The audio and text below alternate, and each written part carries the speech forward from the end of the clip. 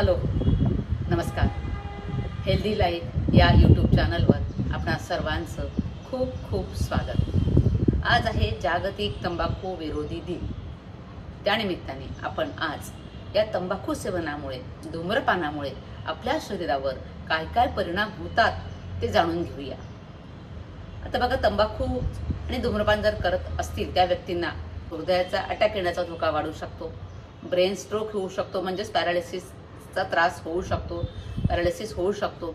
त्याचबरोबर फुफ्फुसाचे आजार, त्यामध्ये COPD सारखे आजार म्हणजेच क्रॉनिक ऑब्स्ट्रक्टिव्ह पल्मोनरी डिसीज यासारखे आजार होतात. त्याचबरोबर कॅन्सर कशाचाही होऊ शकतो. तो मध्ये मुखाचा कॅन्सर असेल, जिभेचा कॅन्सर असेल, घशाचा कॅन्सर असेल, अन्ननलिकेचा कॅन्सर, शिवाय पेनक्रियाचा कॅन्सर, त्यानंतर मूत्राशयाचा कॅन्सर, असे अनेक प्रकारचे कॅन्सर होऊ शकतात. तर एवढे सगळे आजार यांनी होतात.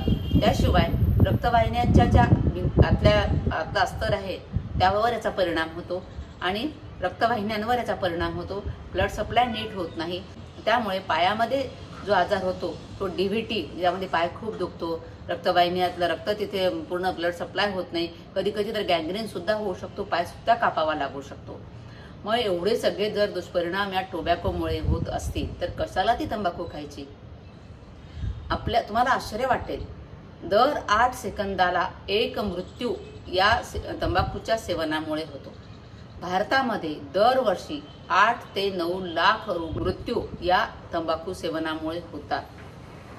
तर हे सगळं होऊ द्यायचं नसेल तर आपण या तंबाखूपासून दूरच राहिलं पाहिजे. बरे, तंबाखू सेवन करतात त्यांना तर हे त्रास होतातच, पण जे धूम्रपान करत नाहीत त्यांना सुद्धा या धूम्रपान करणाऱ्यांपासून त्रास होतात. म्हणजे धूम्रपान जे करतात तो धूर जे हवेत सोडतात त्या धुरामुळे जे निर्व्यसनी आहेत त्यांना सुद्धा त्रास होतो. तर ते धूम्रपान जे करतात त्यांच्यापासून आपण दूर राहिलं पाहिजे. घरामध्ये जर कोणाला व्यसन असेल तर घरातल्या सदस्यांना हे आजार होण्याचा धोका वाढतोय. म्हणून धूम्रपान कटाक्षाने टाळलं पाहिजे, तंबाखू सेवन कटाक्षाने टाळलं पाहिजे. आजच्या या दिवशी प्रत्येकाने हे धोके लक्षात घ्या. त्यासाठीच हा तंबाखू विरोधी दिन वेगवेगळे दिवस का साजरे केले जातात, काय ही थीम ठेवली जाते त्या दिवशी? तर जनजागृती करण्यासाठी. तर यातूनही जर आपण सावध झालं नाही तर आपल्याला पुढचे त्रास हे सहन करावेच लागतात. वयाच्या 35व्या वर्षापर्यंत जरी हे व्यसन सोडता आलं तरी 50% मृत्यूचा धोका आपल्याला टाळता येतो, हे लक्षात घ्या. म्हणून वेळ गेलेली नाही. जेव्हा केव्हा तुमच्या लक्षात येत आहे की आपल्याला हे व्यसन सोडायचं आहे तर वेळीच ते व्यसन सोडण्याचा प्रयत्न करा आणि पुढील आयुष्य तुमचं निश्चित चांगलं जाऊ शकतं. आणि व्यसन लागलेलं आहे, सुटत नाही, मान्य आहे, पण हळूहळू ते व्यसन तुम्ही सोडायचा संकल्प केला तर ते सुटू शकतं.